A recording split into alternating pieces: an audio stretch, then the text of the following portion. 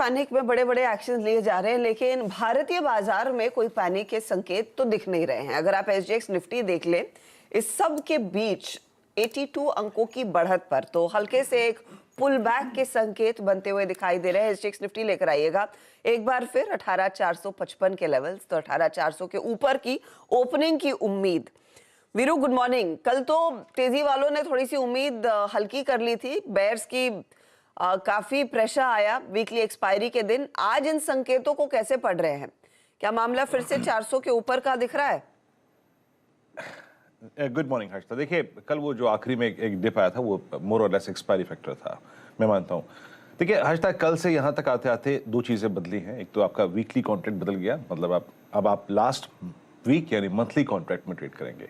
एक बात यहाँ पर ये कहना चाहूँगा कि अमूमन जब आपका थर्ड वीकली कॉन्ट्रैक्ट यानी सेकंड लास्ट वीकली कॉन्ट्रैक्ट जो होता है वो बहुत रेंज बाउंड रहे, जैसे कि हम रहे, आई मीन अबाउ 300 बिलो 440, तो अमूमन मंथली कॉन्ट्रैक्ट एक क्लियर वर्डिक्ट, एक रेंज ब्रेकआउट देने की कोशिश करता है। ठीक है, और अभी तक हम इस जोन में बहुत, अगर आप देखें, थिन तरीके से ट्रेड कर रहे हैं, और जो है सो है। अब आपको इसी रेंज को ट्रेड करना पड़ेगा क्योंकि यही विकल्प है, इसी छोटी सी रेंज को। और 15 की विक्स पर आप ऑप्शंस बेच के काम भी नहीं कर सकते। आप ये भी नहीं कर सकते कि मैं एक कॉल बेच दूं, पुट बेच दूं और मुझे अच्छा प्रीमियम खाने को मिले, वो भी पॉसिबल नहीं है। तो जब तक रेंज है, रेंज को ट्रेड करेंगे। कोई सब्सटेंशियल चेंज एफआईएस के स्टैट्स पे उनके रुख में नजर नहीं आ रहा है। 618 करोड़ रुपए की बाइंग, 429 करोड़ रुपए की डीआईएस की बाइंग। एफआईएस ने 408 करोड़ रुपए का इंडेक्स बेचा, करीब 3000 कॉन्ट्रैक्ट लॉन्ग ट्रिम करे, 1000 कॉन्ट्रैक्ट शॉर्ट किए, लेकिन स्टॉक फ्यूचर बाय किया। 587 करोड़ रुपए का 4000 contract long, 1700 contract short cover. Options को आप एनालाइज नहीं कर सकते क्योंकि कल एक्सपायरी थी, पोजीशंस क्लोज हुई।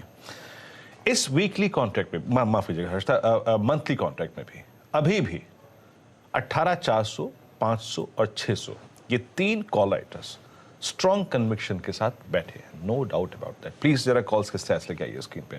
यहाँ पे आप आउटस्टैंडिंग वाइज देखिए Harshita, 54 lakh, 54 lakh, 36 lakh. That's huge. I mean 18,400 पे करीब 54 लाख, 18,500 पे लगभग 54 लाख, 18,600 पे लगभग 36 लाख।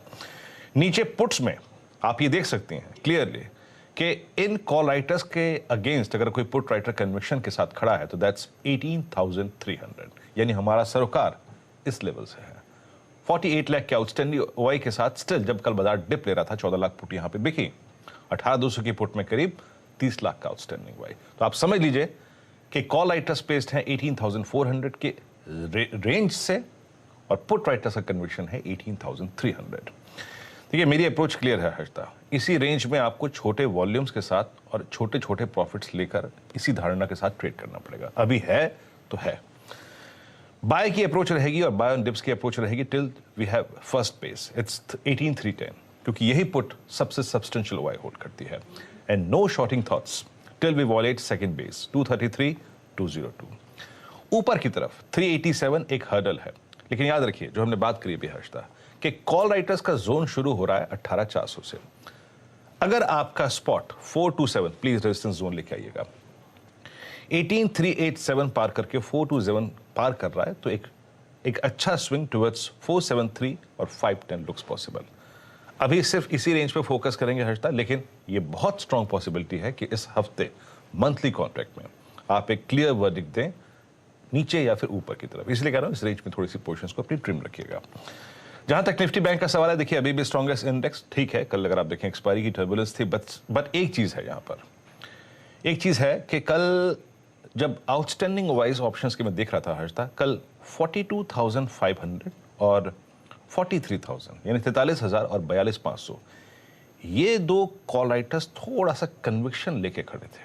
और यहां पे दोनों स्ट्राइक्स में अगर आप आउटस्टैंडिंग वाइज देखें तो 17-17, इस बात पे गौर कीजिएगा हर्षिता, 42,500 पे 17.65 और 43,000 पे 17.85, ये थोड़ा ओआई ज्यादा था। और 42,000 की पुट 17.82 लाख का आउटस्टैंडिंग वाई होल्ड करती है। एक और चीज समझिएगा, स्क्रीन पर को देखिएगा गौर से, 42,000 की पुट बड़ा आउटस्टैंडिंग वाई होल्ड करती है and this also is the shortest moving average, 10-day exponential moving average. तो पहली धारणा तो यह है, नो शॉर्टिंग थॉट्स अबव 42,000, कोई शॉर्ट नहीं है।